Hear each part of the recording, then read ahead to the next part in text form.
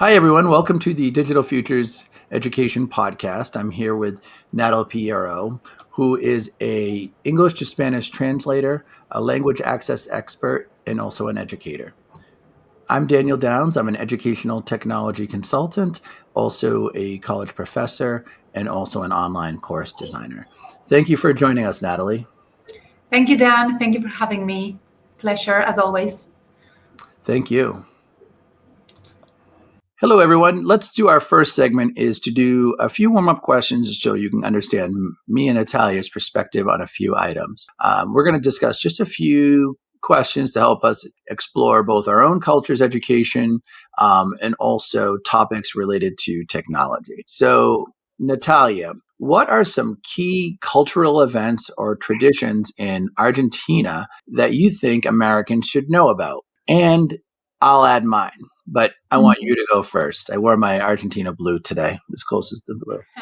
Well, first the school year. You know that our school year begins in the beginning of, like right now in March. Right now we are starting our school year. This will be tomorrow is the first day for high school. So our school year begins in March and ends right before Christmas, and then we have like the whole summer. Is that the same? No. So we start, depends on where you are in the US. The warmer states tend to start in August, a month earlier than September. That's just, I think, to deal with the heat a little bit and get out a little sooner. So most districts do start, September and end, end of June. Prior to July 1st, most districts end. And it's really based on probably the seasons and the heat, and getting the essentially 182 school days in is, usually our goal. But it's a good difference to kind of understand too. Yeah. And also, is it in the US that you have like year-round schools and then schools that take longer breaks? Is that so? Yeah, I mean, I think we do have some schools that go year round, where students, ultimately, do that, but usually only specialty schools. Most schools do take the break, and it might be certain, private schools that do that. A lot of the learning is kind of measured on time on learning, a number of hours in the classroom, in front of a teacher, in an academic environment. So how about, are there any, specific cultural events or traditions that are part of Argentine education that you think, an American might not know about? Do you mean for instance, how we celebrate? Do you celebrate like, public holidays like celebration, like Labor Day and President's Day? And so do you celebrate that at school? We don't necessarily celebrate, particularly the holiday as like but we may have the day off. So there's a certain number of national holidays that are included as days off. But we have our own Labor Day. I think it's at a different time than you. I also think we have similar days, but I think that they're done, essentially at different times of year. That's what I've noticed. I think what I think it's funny is that it's always on a Monday for you, right? Yeah, a lot of them. So they extend the weekend, right? Because it's like the third Monday, and well, in our country is not like that. They fall on some public holidays are just untouchable. So wherever they fall is, for example, the 9th of July or the 5th of May. So they are untouchable. So they fall on a Sunday, it's a Sunday. They fall on a Tuesday, it's a Tuesday. So so there's not like a lot of flexibility of the. Yeah, we may have a day off, like on a Wednesday or on a Thursday or on a Friday. So you really have to check every year the calendar. And I was asking about the events and the celebrations because we do that in our country, in our schools. We usually some grades prepare something for Labor Day or for Independence Day. So we put up like little shows. And I don't think that is something you do there. It's not as ingrained maybe into the education day for particular reasons. Like, for example, Labor Day, it might be mentioned to students, but like we don't have it like a celebration of the Labor Day. But we do. It's like we talk about the celebration and why is it that we are taking the day off that day. So days before, kids at school and in class, they learn what it means, and then they dress up. Like for example, for Columbus Day or for I don't know, we have days to pay homage to some of our important people, like Washington U. There we have. So yeah. Okay. I think we have the president's holidays. And of course, like Columbus Day has become like Indigenous Peoples Day, things like that. So yeah, it's interesting though, like the difference. Like I think Thanksgiving is probably one of the only days that is very specific to like which Thursday it falls on. And then you don't have Thanksgiving at all, of course.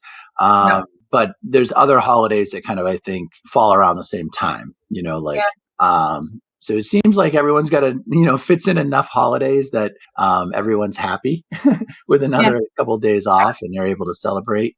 But yeah, it's a good conversation because there is a distinct difference. I do think, from what I know, Argentina is specifically much more specific to the holiday, having more of a tie to the national piece.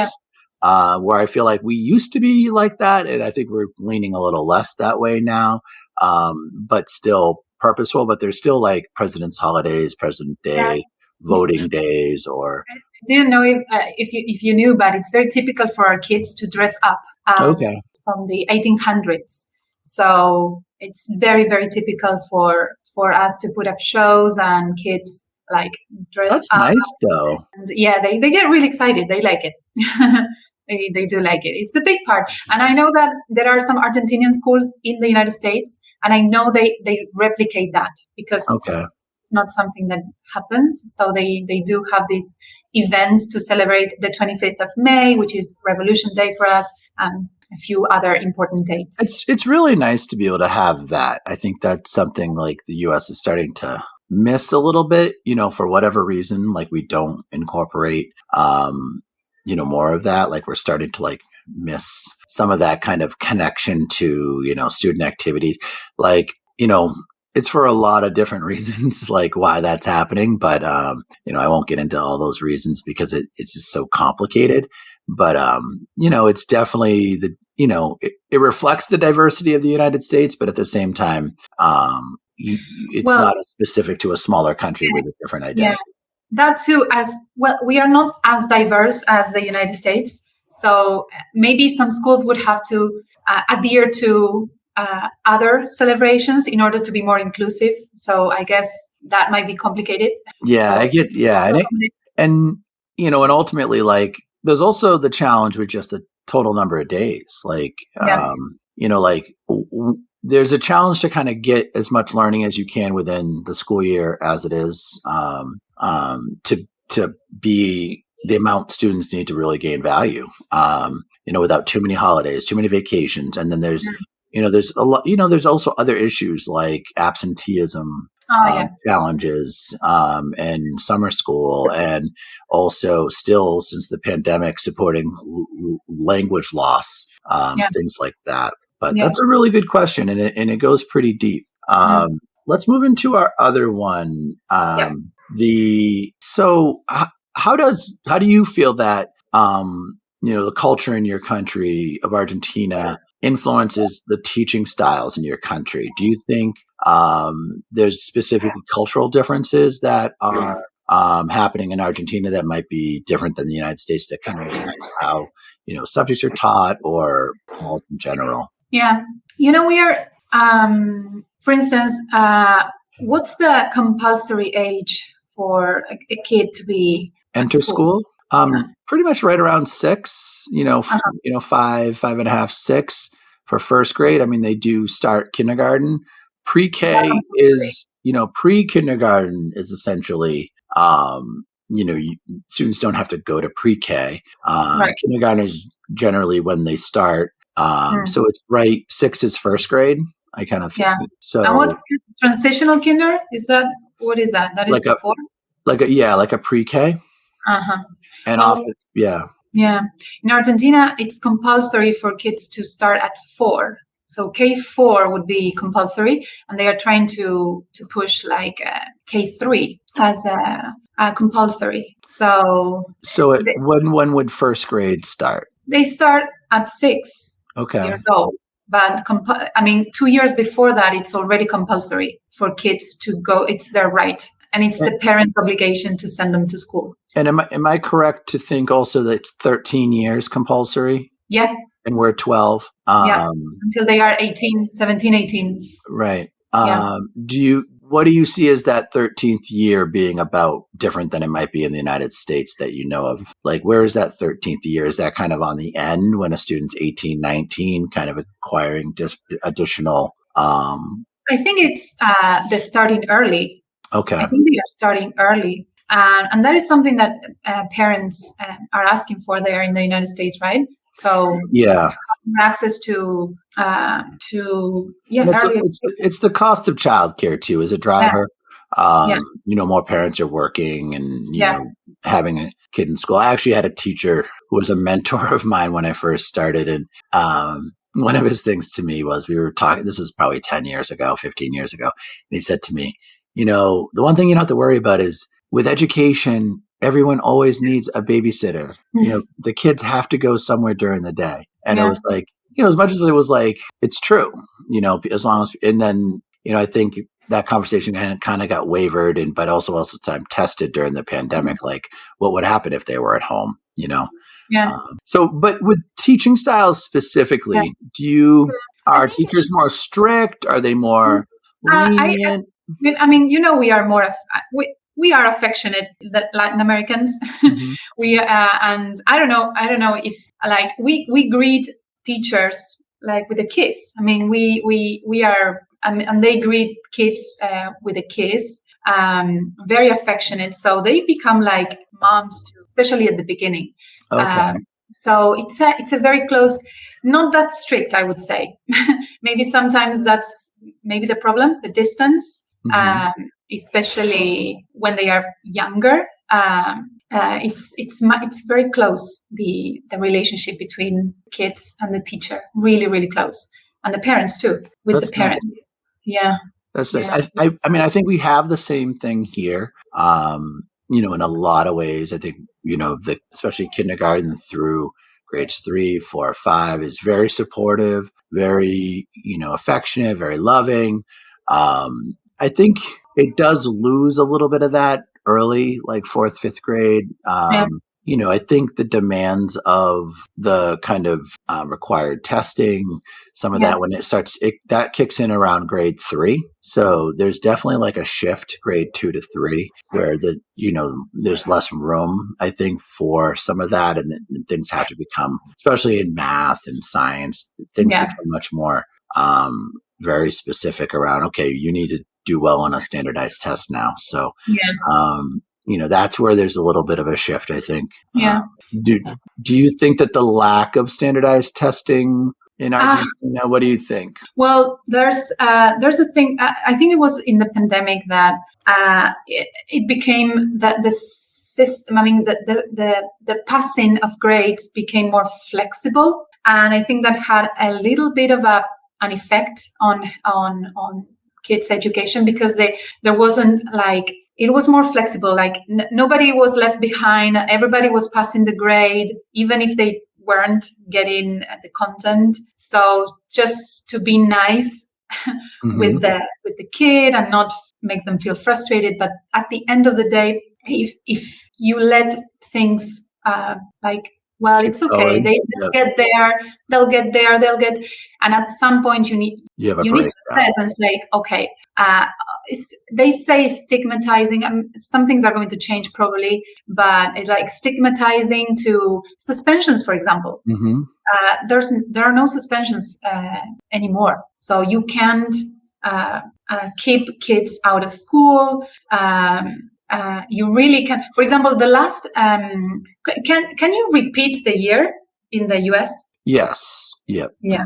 But there's a little bit of a stigma to that. Like, there's less of a stigma if you hold a student back early on. But it's almost like you're damned if you do, you're damned if you don't. Like if you hold them back early, you're making it, because I had that own issue with my own son. Like, you hold them back early and then, like, move off the year, or do you try to let them challenge themselves over time? Yeah. And we decided let him try to challenge himself over time, and what we noticed with that type of decision is, like, you're kind of damned if you do, you're damned if you don't, because the student definitely has habits during the course of the year where they're going to show you what they know. Like, some students are great in the beginning of the year because they're very comfortable and come in and they feel it ahead, and then they kind of flatten out. And then some students, it takes them a little bit longer to kind of get into the flow of things, mature at different ages, and then kind of flourish. So you then also face the challenges with that. So if there were to be this one thing when you were talking about letting the student, if there were to be a grade that you could implement standardized testing in Argentina to kind of like check, I'm not saying like do it at all grade levels. If there was like a grade level that you would say would be really important to kind of like have a huge level of accountability on where the students are at. Probably the last one, because the last year, then you can't hold back a student on the last year. For us is fifth year. Mm-hmm. That's when they are 17, 18. That's the last year of high school. And they can't, even if they do terribly bad that year, you can't hold them back. They don't repeat that year. Okay, so they just keep going. You have to, they don't graduate, but they don't have to, because they would be eternally, some students would be eternally on the last year of high school. Yeah, so no. Ours is 22 is the longest they can stay in public schools.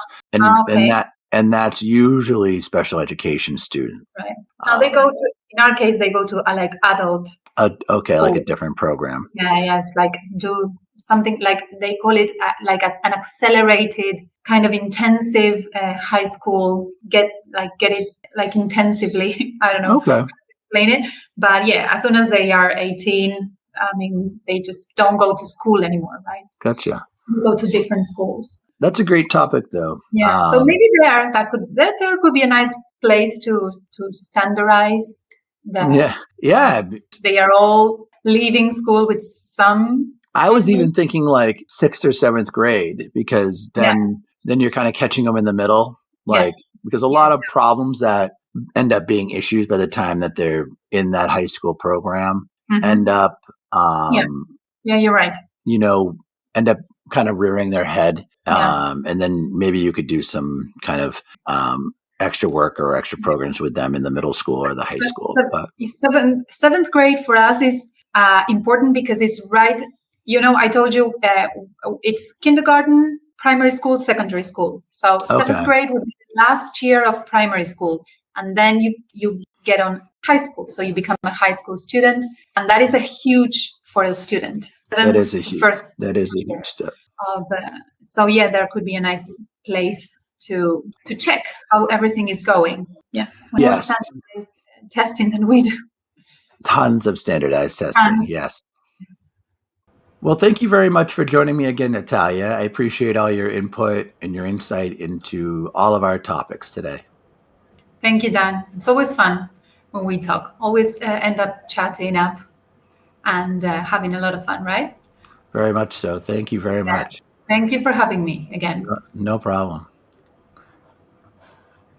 And that's just in case you're very, very upset by the end.